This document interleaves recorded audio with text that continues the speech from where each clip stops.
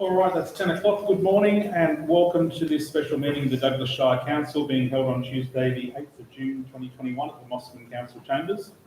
I hereby give notice that in accordance with section 277E of the Local Government Regulations 2012, that the special meeting of council will be restricted in numbers of public attendance because of health and safety reasons associated with the public health emergency involving COVID-19.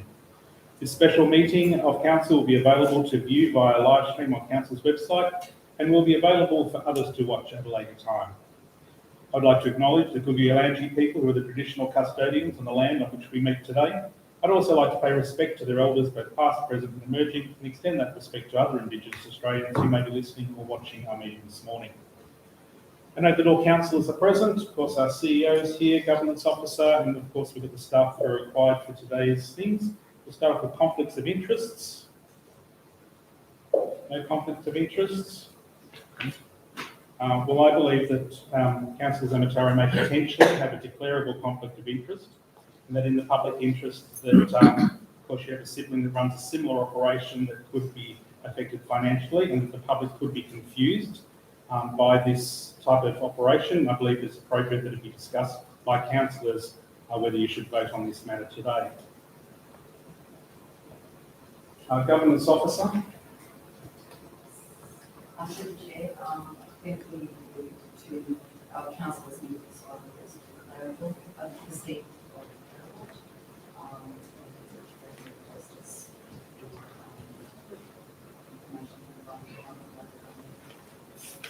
Well, from the documents in the quick guide, I believe it's just a declarable interest. I don't believe it's prescribed. The council server doesn't get any financial gain from it at all. It's a siblings operation, so it's just something that the public could be needed to be aware of within the decisions that are made today. Other councillors, maybe Councillor Zamatari, you might like to just explain the relationship. Just so that... I have in front of me the briefing that we received from the officers at when we spoke about this, and it specifically states that this is for Mosman. There's no indication my sister and her husband lease a caravan park, a council-owned caravan park, I might add, in Port Douglas. So there's nothing to indicate that it will have any effect on anything in Port Douglas, and that's why we declared conflict of interest. And I've previously demonstrated in earlier meetings that anything that has to do with Tropic Breach Caravan Park, I had declared a conflict of interest and left the room. This has got no bearing on Port Douglas at all. And one of my interests is that the local council owned and run caravan park would suffer greatly from this decision, and also ratepayers having to spend, well, I won't mention the amount, but a substantial amount of money for virtually no return is what bothers me about it. This is a budgetary matter that I think I need to be involved in. Like I said, it has no effect on Port Douglas whatsoever, in my view. Thank you. Councillor Nolly, I think you could... Yeah, I just want to throw into the discussion and conversation. This is a strategy. We're not talking about, going ahead with anything particular. For that reason, I think Councillor Zamatari has the right to say. It's a simple strategy. Yeah, I agree. I don't see why Councillor Zamatari should leave the room. It's only just one of our strategies to put on our operational plan. And so I don't see an issue. Councillor Zamatara being in the room. I agree, because one of the main points that I'm going to bring up in relation to the RV is that we've been told by the RV Association that it does not affect caravan parks. So I'm happy for Councillor Zamatara to stay. Totally agree with you. With that, then we'll just put it to the vote. So all councillors that believe that Councillor Zamatara should stay to be able to discuss and vote on the matter, and the positive, I suppose, who agree for him to stay here, and then it's carried unanimously. All right, that removes that problem.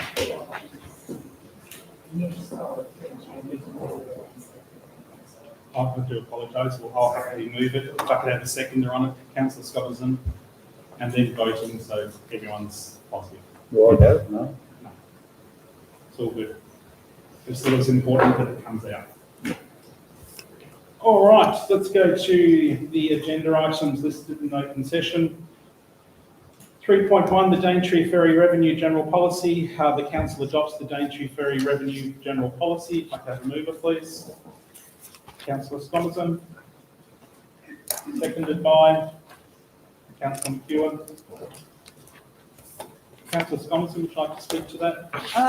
The only thing I'd like to say is that it's just a general update of our revenue, Daintree Ferry revenue, and I'm happy to see that we are able to keep the $4 million in there. So,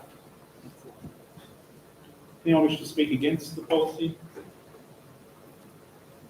Any further comments from councillors on that? No. With that, then we can put it to the vote. All those in favour? And that's carried unanimously. 3.2, the Daintree Ferry Fees and Charges 21-22. The recommendation is the council adopts the Daintree Ferry Schedule of Fees and Charges for the 21-22 financial year and delegates authority under Section 257 of the Local Government Act 2009 to the Chief Executive Officer to negotiate fees and charges where circumstances warrant and to make minor administrative amendments to the schedule. If I can have a mover, please. Councillor Scotterson. Seconded by Councillor McEwen. Councillor Scotterson, again, would you like to speak to that? I just think this is a fair increase. It's still with the locals. It's a 2-yearly pass for locals, so it's not a great big burden. Compared to other ferry operations within Queensland and Australia, it's still quite reasonable what we're charging to go across the Daintree River. Anyone wish to speak against the motion? Any further comments from councillors? Okay, that will put it to the vote. All those in favour? And that's carried.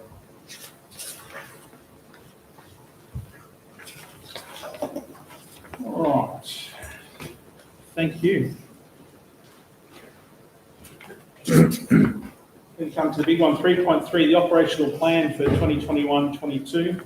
The recommendation is that pursuant to Section 174 of the Local Government Regulations 2012, Council adopt the operational plan 2021-22 as presented, and that Council require quarterly updates from Chief Executive Officer regarding the implementation of the operational plan for the 21-22 financial year. We a mover for that one? I'm happy to move it. Seconded by Councillor Scotterson, got in there. I'm extremely proud to present this second operational plan for this term, and I believe that it contains a lot of positive initiatives that our community will be proud of. In particular, the continuing work of building the relationships between Council and our First Nations people, and our continuing work to make our Shire more all-ability accessible. Continuing to build on our presentation of our Shire with the oil palm strategy to assist in ensuring that this multi-million-dollar asset is preserved.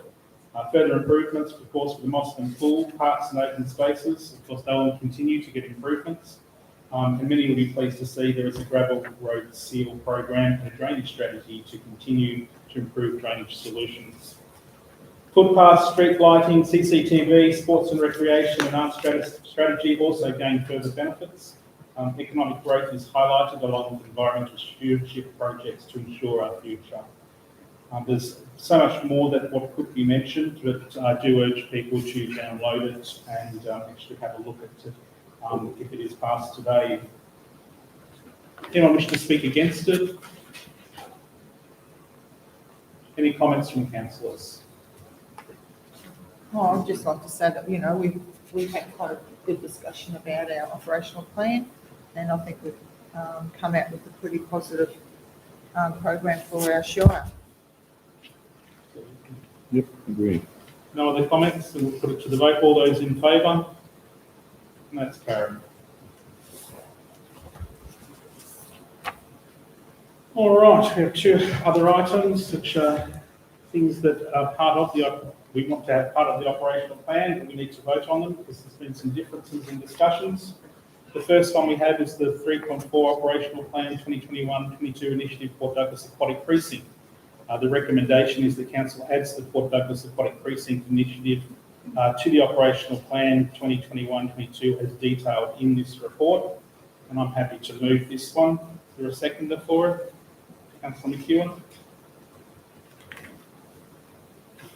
As I said, I'm more than happy to move this motion, which I think is, to me is ludicrous. It's sitting outside of this council's main document, and we're having to debate that it's a necessity. Not only is it a necessity, it's an imperative part of this council's projects moving forward. And I think it's also a slap in the face for the many residents that have contributed to the multiple consultations that have occurred over many years, clearly demonstrating to not only this council, but also Cairns Regional Council, when we're under their reign, that a safe water alternative is not just required, it is without any doubt wanted for the tourist village of Port Douglas. From the inclusion of a water lagoon in the Port Douglas Waterfront Plan in 2009 to the most recent pool splash park consultation, it has been clearly determined that an alternative safe water area was needed. In fact, in 2011, the Port Douglas Master Plan Advisory Committee, who worked with council, recommended that the swimming lagoon should be completed in the short term, or as soon as possible, not in the medium term as originally indicated in the Port Douglas Master Plan November 2009. And yet here we are in 2021 still with nothing, which is quite frankly, I think, a disgrace. From one argument to another, not that location, this location, not that design to this design, it's no wonder the ratepayers of this shire lose faith in decision makers who are supposed to be leading their shire. In 2011, the total number of responses received by council that were specific to wanting a lagoon was 466. A total of 71% of the responses were supportive overall of the lagoon to be constructed in Port Douglas. In 2019, of the total number of responses received by council that were specific to wanting a lagoon, 234, a total of 81% of the responses were supportive overall for a lagoon to be constructed in Port Douglas. In 2020, the total number of responses received by council that were specific to wanting a pool and splash park of 628 responses, 68% of the responses were supportive of a pool and 86% were supportive of a splash park to be constructed in Port Douglas. There is absolutely no denying that there is absolute support for an aquatic facility in Port Douglas, and these delaying tactics using location and types, it needs to come to an end. It's why we were elected, to make some of the hard calls, so that we have the best information available to us. The staff have spent countless hours going through the various locations, types, facilities, costs involved with the councillors. It's time that we now get this project to a shovel-ready place, start looking for funding and start getting construction. Only 18 months ago, this council moved to go forward with a $50 million lagoon pipe dream. And whilst it may have looked amazing, and I believe it was a lagoon that this shire could never afford long term. For that matter, with the rate base that we have, we cannot afford any type of free lagoon. A user-pay aquatic facility where some type of cost recovery is in place is the smart, correct and sensible approach for this shire and its size. It's time that this council stops wasting time and proceeds on the necessary, required and wanted piece of infrastructure by making the real initiatives to make it happen, rather than coming up with excuses to stop Port Douglas from becoming its tourism potential. So I fully support the initiative being added to the operational plan, and I would request that councillors respect the public consultations that have occurred and do the same. Would anyone like to speak against Councillor Zamataro? Thank you, Mr. Mayor, through you. I'm a bit torn with this. I'm fully in favour of a splash park. I would love to see a splash park go ahead. I think it's a must for Port Douglas. I don't, as you know, I don't agree with the, where it should go. I think it should, we were talking about originally putting the splash park, the lagoon. I think it's a perfect place to do it, as that doesn't really get used, that area, and I think that would be the perfect place. It'd be perfect to use that area behind the surf club there. As far as pools go, and I mean, you said it yourself, the lagoon was going to be something we could never afford, but swimming pools are something that cost councils money. And it's common knowledge they cost a lot of money to councils. 2 of them in the Shire would be an astronomical amount of money that we would do, ratepayers would be losing. I think we could, with the splash park, we could bring people here and people come, you know, it's a surrounding area, people would support the surrounding businesses. But pool, I don't think, we don't need a pool. We have one in Mosman. That's already costing ratepayers, I won't mention any amounts, but quite a lot of money. As far as the consultation goes, I just wonder if it would have been different if the public would have known how much it was going to cost to have a pool or a council-run pool. Whether we go back to them with that and say, well, this is how much it's going to cost council to have 2 pools in the ratepayers and to have 2 pools in the Shire. I think that would change the outcome of the consultation. Thank you. Anyone else wish to speak in the positive for the motion?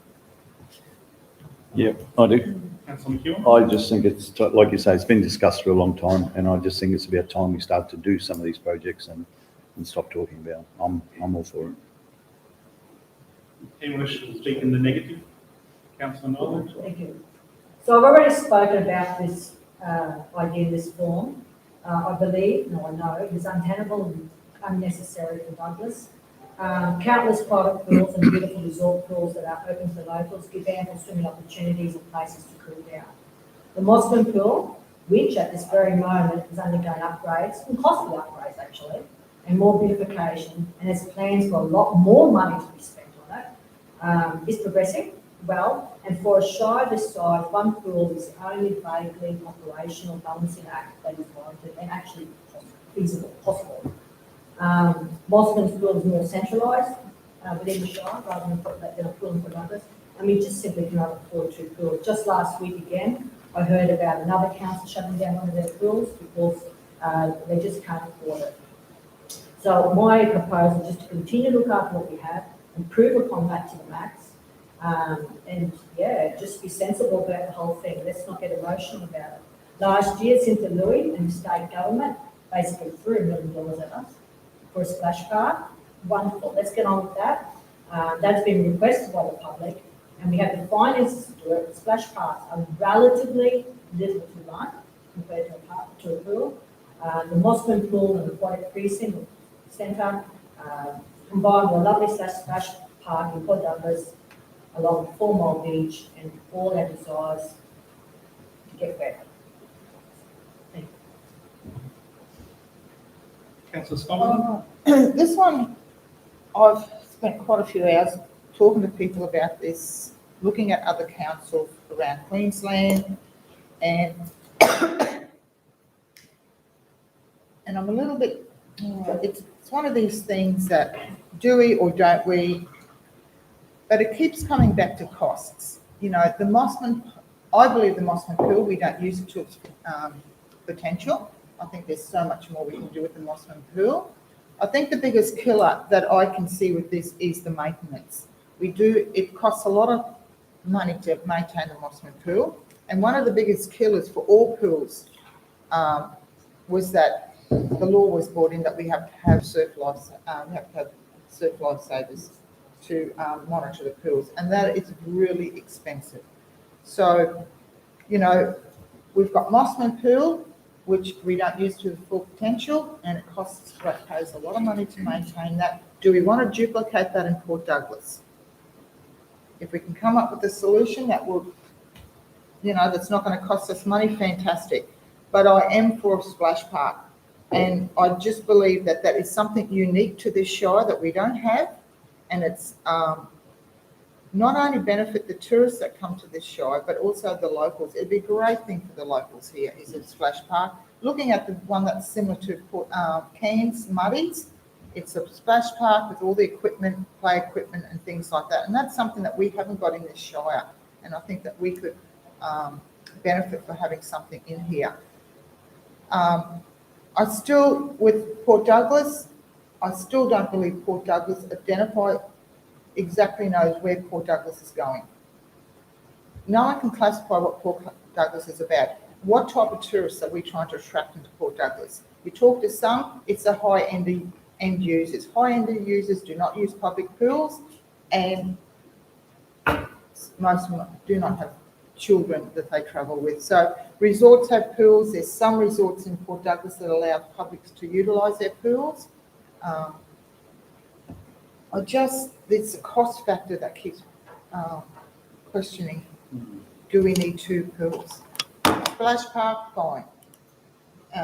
Play equipment with the splash park, like Muddies and Cairns, I think it's something unique for this show, and I think it'll be really good for this show. But it's just that second pool, I don't know, is it a wish list thing?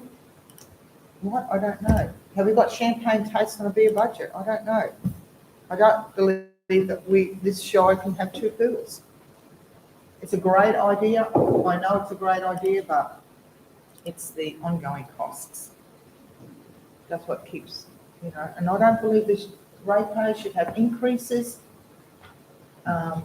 in their rates, because we try to accommodate for tourists. I know tourists bring a lot of money in this Shire, but will they use a public pool? Closing then, you're talking about the cost of the money. Our biggest industry is tourism. Our tourism bodies and our tourists have been calling out now for that many years they need a safe swimming alternative. You're talking about a population of 15,000 when Port is full compared to 3,000 in Mosman. Very different markets. You've got, 2 very different communities. Port Douglas will not come to Mosman Pool.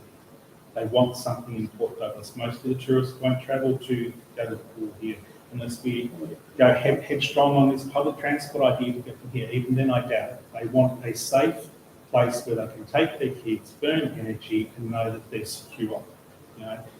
The big boom of accommodation we had was all self-catered in Port Douglas, which brought lots of families. Still is bringing lots of families. And one of the biggest complaints is there's nothing for the kids and teens to do. They're not going to let the kids go running down to the beach whilst they go out for lunch. A local pool where it's fenced off, different scenario. I do believe that it's absolutely warranted. It's been shown in all the consultation. In the 20 years I've been living in Port Douglas, they have been saying they want a pool. I believe cost-wise it will pay for itself. I do believe that. We're not talking a major facility, we're talking, an entertainment. Mosman Pool is going to be the community's pool for the local communities. This will be tourist-based. The concept they've thought of was having the splash park, the pool, adventure playground, all in one area, so it draws the tourists to that location. I think one of the initial designs had a super slide in it as well. So it draws them to use it. I absolutely believe that we would be doing complete injustice to Port Douglas if we knock this out another year. I really do. The years of work that's gone, even the Port Douglas Master Plan back then stated we need to have a safe swimming alternative, and I think it's worth at least getting the shovel-ready designs done, and get it to a point where we can start looking for funding. And this whole thing is going to be looking at doing a detailed report, which will come back with costs as well. We're looking at different avenues for revenue streams within tourism at the moment as well, which could come into play. Having this done doesn't mean we have to build it this year, but at least we've got the shovel-ready designs done so that if money comes up, state government wants to fund it, federal government wants to fund it, we can at least move forward with something and have a whole design ready to go rather than just throw a splash park in and 2 years later say, oh, well, actually, we should have put the pool in, where are we going to put that now? At least if we've got the design concept, we know where everything's going to go, let's go full on with the splash park, and we can get to the pool when it's needed and when we can financially afford it. But I think it's absolutely worthwhile. So I'm going to put it to the vote. Can I just say something? I'd like to speak, please. Well, on the standing orders, you had your opportunity to put your argument across. Standing order to say we can also continue. If you wish to argue it, fine, but I know what the standing orders are. If you'd like to say something, Councillor Zanataro. Thank you, Mayor Kershire. What I would like to say is that I'm wondering whether these should have both, the pool and the splash park should have been separated, because I don't want to vote against the splash park, because I think that's an essential, something we need, essential item that we need in Port Douglas. But for me, I'm not going to vote for a pool because of the reasons I've stated. So in this, I'm going to have to vote that I don't want a splash park, because I don't want to do that. I'm correct in saying the splash park was already included in last year's meeting. Included. I'm sure there's a splash park in last year's operational plan. We've sort of progressed on since then. Well, this is a new operational plan. Yeah. If you wanted to move an alternative motion, you could move an alternative motion. Well, as I said, I would be prepared to do that for the simple fact that, I think it should be a general whole plan ready for everything. Go ahead with the splash park. We get to have the say at the end of the day when we do things. This is the design concept. A pool can be 2 years down the track if need be. Splash park can be the priority, as it says in the report. Splash park is the priority. So at least we need to know that everything is going to go and everything's going to fit, rather than just ad hoc throw things in. Let's plan for the future. Councillor Nola, you will know as Councillor Yes. Thompson. One thing I'd like to say is that if we do pass this today and we have staff work on the reports and everything like costings and all that, I'm happy to support this today on one reason only, is that when we get all the costings and the design and all that, I want it all into public consultation. So the ratepayers of this shire, not tourists, the ratepayers of this shire will say yes or no. Because I know this is only going into design, but at the end of the day, I think when people find out how much it's going to cost, I don't think we'll have that much support. It actually does state in here that following approval of concept and detailed design progress towards funding an aquatic precinct that includes a splash park, ensure community engagement. The splash park is phase one. Right, so, So there will be community engagement. okay. All right, put it to the vote then. All those in favour?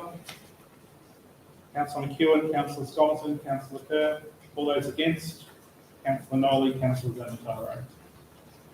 Motion is carried.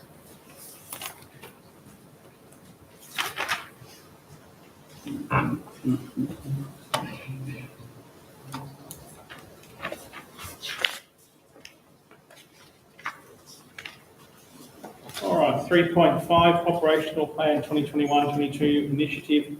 Continue to investigate opportunities in RV strategy. The recommendation is the council adds the initiative to continue to investigate opportunities in the RV strategy to the Operational Plan 21-22 as detailed in this report. Is there a move for that? Councillor McEwen. Seconded by Councillor Scomerton. Councillor McEwen, would you like to speak to this? Yeah, I'd like it in the plan. I'd just like a lot more information about it. I've been doing a lot of research myself with different RV parks throughout Queensland and the RV Council, and I've had discussions with locals just briefly whether they thought it would be a positive thing. So I believe it would be, so I'm happy for it to be in the plan. Thank you. Anyone against? Councillor Nolly? Thank you. We've already looked at this quite closely once again. This is not the type of thing that council should be spending money on. It's, they only are ever running a loss, this type of things, and it's not for council to get into.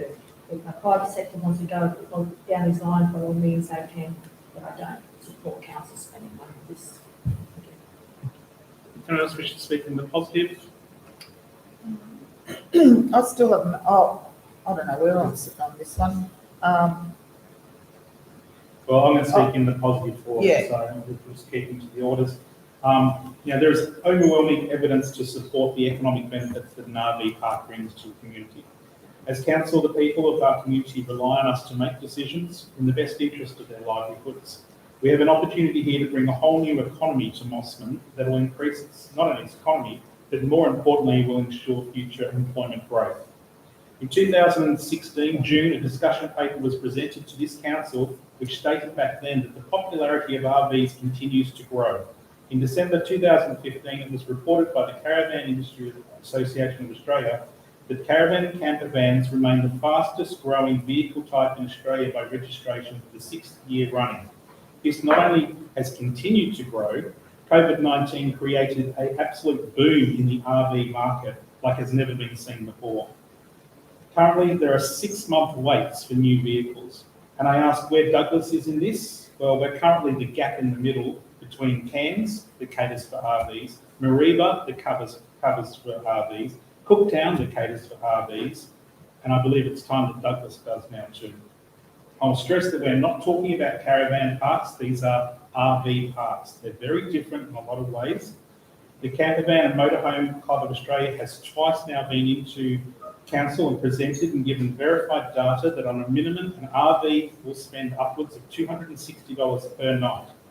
This has been verified now by other councils who have already gone through this process. These people who spend thousands and thousands of dollars on their vehicles want to come here if they have the opportunity and if there is an availability of an RV suitable park, and they would come here. It is time that we did the groundwork required and start preparing for a market that will bring employment and multiple benefits to Mosman. And we are not saying the council has to spend thousands of dollars.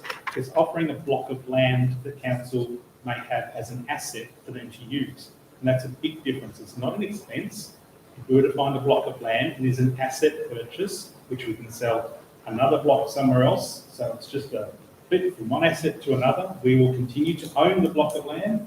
It will be our asset and they will use it to make money and generate a revenue stream for the Shire. So anyone else wish to speak against it? Councillor Thank you, Mayor Kerr. Through you. Look, what you've just said about the block of land, the council block of land, is not what the information that we received earlier. We were talking, with the information we received, we're going to purchase a block of land specifically for this purpose. And it's a substantial amount, and that's only for the purchase of the land. That doesn't include what it would cost them to put the infrastructure and the support there. So that's a completely different scenario. What you're telling us is completely different to what information we were given earlier about this. So I don't think ratepayers should be paying this sort of money. And that's why I don't support it. And I don't think it gives a return to the Shire. A limited return for this amount of money being spent, I think, shouldn't be a burden on the ratepayers. If I may just ask Councillor Zanatara, if you purchase a block of land, is it an expense for you or is that an asset? Sorry? If It's you an were to asset, purchase, obviously. absolutely, and it'd be the same for a council. No, asset, not it's not quite, expense. because I purchase a block of land, I'm going to live on it. It would be an income generating asset. Councillor Scomerson? I agree with Councillor McEwen, a little bit more information, this would be great. I do think we do need RV park in this Shire. To what extent, I don't know. I think it's something that we should trial for a period of time because, if we get 2 vehicles a week, that's just not going to be beneficial to anyone in the Shire. If we get 20 a week, then we can start looking at something that we can accommodate more vehicles. I think it's something that we need to trial in the Shire because we don't know. We will hope we get the RVs, utilise council land to see how it goes, and let's take baby steps in this. If we end up with 100 people a week, hey, let's go for it. Let's get what we need to do it. But I would like to see this trial for a 12-month period. And so if it's to put on the operational plan to do that, so be it. But I just think we need to take baby steps. This is an unknown for this Shire. My concerns are if we do get 100 people, 100 vans in Mosman in a week, can Mossman cope for that? Are we set up to be able to cope for that amount of people, you know, like our restaurants, a bowls club, you know, 100 people in a bowls club a night, you know, are we able to cope with this? So I'd like to, I think we have benefits with this here. I don't want to see it jeopardising any other current businesses already operating in the Shire, caravan parks. But I know some of the caravan parks can't take the big RVs because of the carry-ons they have with their cars and boats and all the rest of it. So I think it's something we should trial in the Shire and utilise the council property that we have to be able to see how this goes. So, All right, with that, we'll put it to the vote. All those in favour? Councillor McEwen, Councillor Sconston, Councillor Kerr, all those against? Councillor Nolan, Councillor Zanataro, the motion passes. Carried. That concludes the meeting for today, and we will close the meeting at 10:34. Thank you very much.